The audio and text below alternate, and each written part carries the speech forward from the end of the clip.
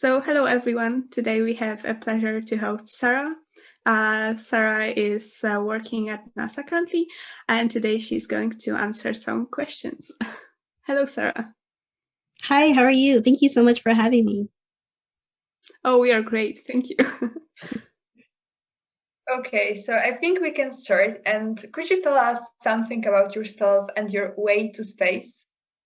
Yeah, as I was introduced, I'm Sarah Adewumi, and I am currently working at the National Aeronautics and Space Administration, also known as NASA. And my way to space started probably in around third grade, so in elementary school.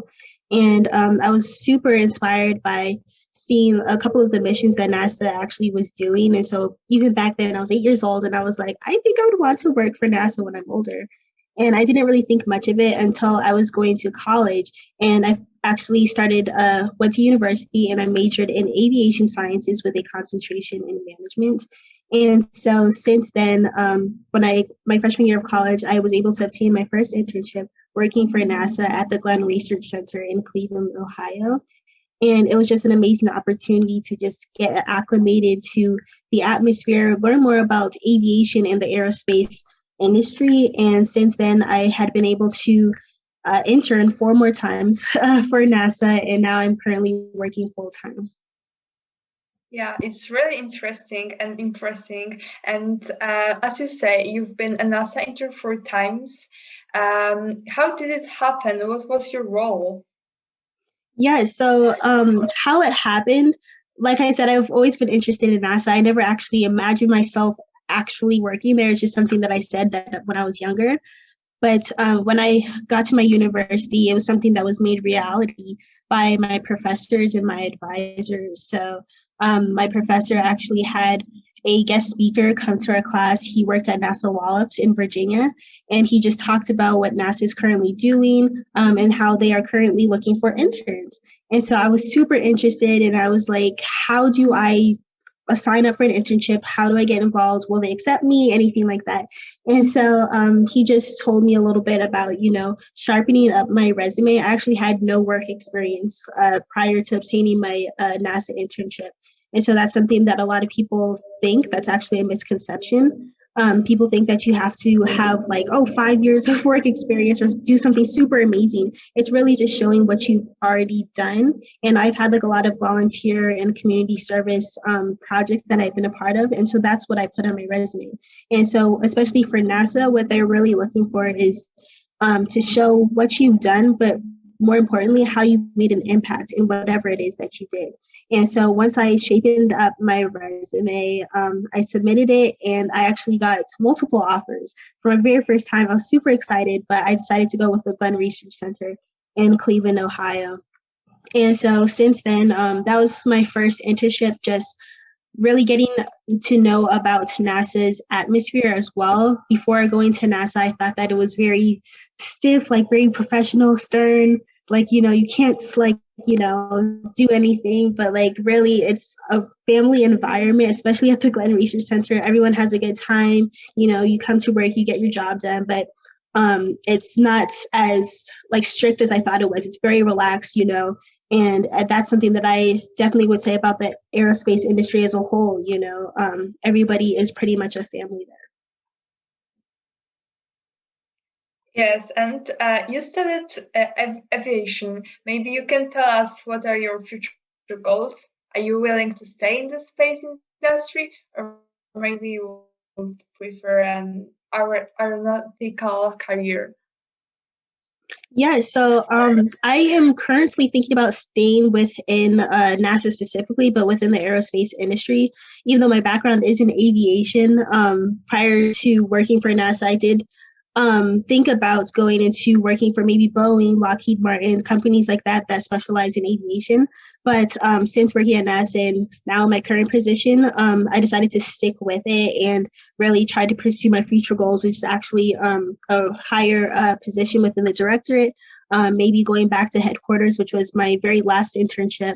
I really enjoyed the speed of that HQ had and everything. Right now, I'm currently at NASA Goddard in Greenbelt, Maryland, and I actually completely love it. I'm working in project management. which is still within management, but it's under information technology and communications. So we do a lot of the background work for just technical things for different missions, but I really enjoy it.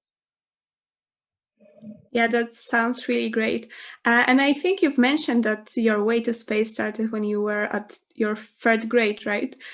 So what Yes. was exactly the trigger? What happened that you became involved in this space thing?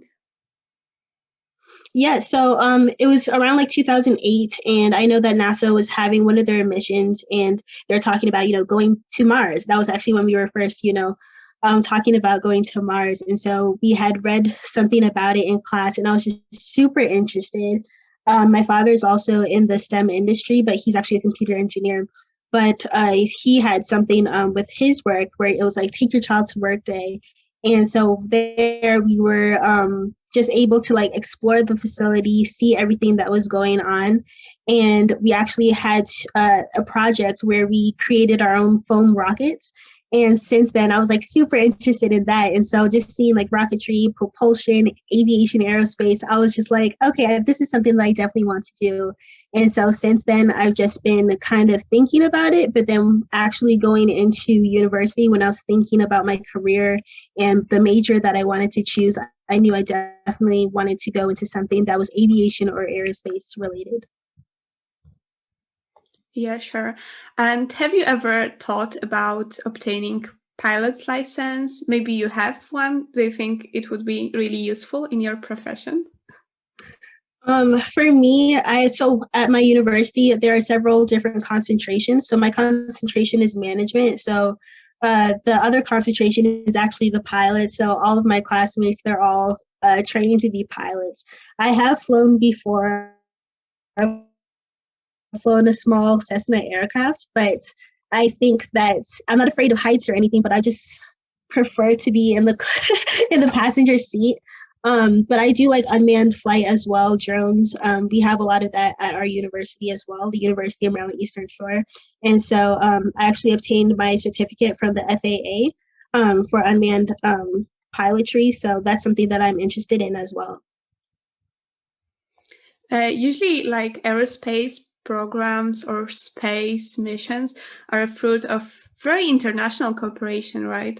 And have you ever had a chance to work with members from other countries? Have you ever thought about going to a different country for a job opportunity, for example? Yes, if it comes up, I would definitely be interested in, visiting another country or working in a different country. If we have any programs that do things like that.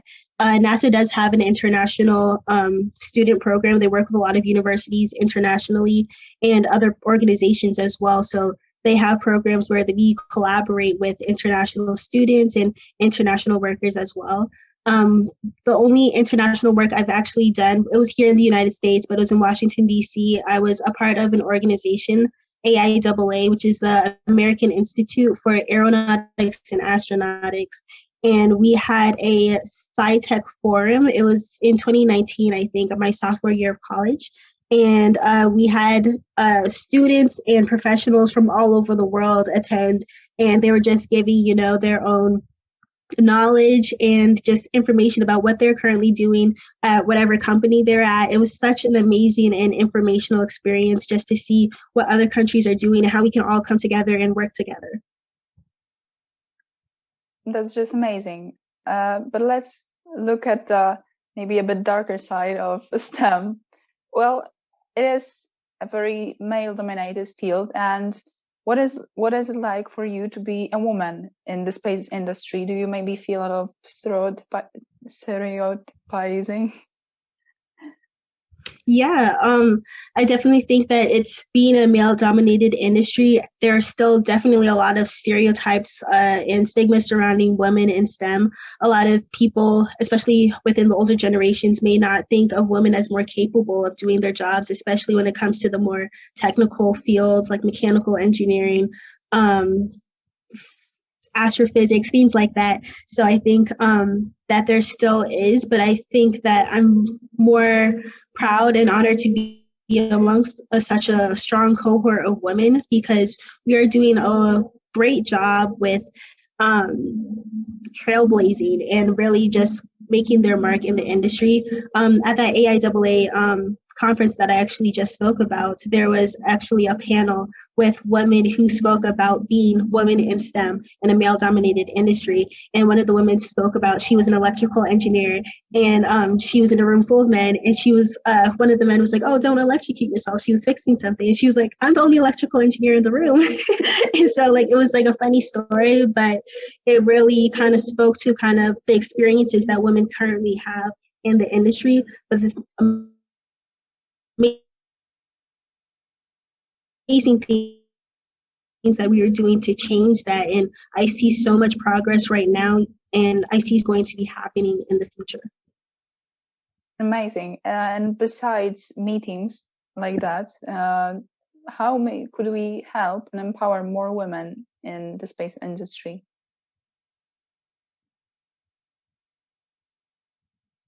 Yes, I think it starts with each one of us. I think once you have that, your own passion for STEM, when you pursue leadership roles, it definitely inspires other young women to take up your trains and follow after you.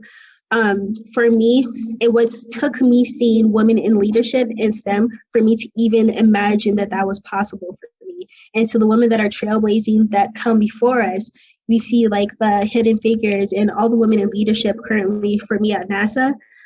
There's women in directorate positions, there's women in administrative positions. And I think that is so empowering for myself. And I understand how crucial it is for the girls that are coming after me to see someone like me in those roles so that they too can be inspired to take up leadership roles within the industry and take up space.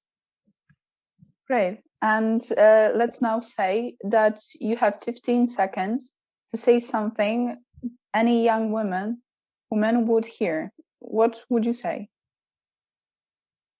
I would say in whatever industry you're a part of, aviation, aerospace, anything in STEM, to continue to take up space, continue to aspire for leadership roles, because you can do it. It's not a long shot. It's not a moonshot, as people say. You know, we can continue to shatter those glass ceilings and truly take up space and be formidable within the industry. So I am looking forward to seeing the progress that we as women continue to make. And I'm just so excited to see it. Yeah, we are too looking forward to it. Yeah, actually, could you also tell us something maybe about your hobbies and passions? Because looking at your Instagram account, it's actually very interesting what you do besides science and space. Yeah, so in college, I'll start with the athletic side first. So I was also an athlete. I played tennis since I was about 3 years old, and so I was actually given a scholarship to play at my university, Division I tennis. Other than that, I actually am very interested in fashion and pageantry. So I also served as the 51st Miss University Maryland Eastern Shore, which is basically the queen of my university. I'm very involved in the pageantry world. I'm also competing to be Miss Maryland USA this year as well. And so it is something that I'm very interested in and something that I also talk to young girls about, showing them that you can also be very feminine, you can be interested in fashion and beauty and lifestyle and still be in the STEM industry, still have brains and intelligence, because a lot of people think that you can't have both, but I try to show everyone that you can be multifaceted, you can be talented at multiple things and still be formidable. Wow, that's really amazing. Thank you so much. We will definitely put your Instagram link in the description below so people can really check out what you're doing. And thank you so much for joining us today. Thank you so much for having me. This was so much fun. Thank you. Thank you very much. Thank you. Thanks. Bye. Bye.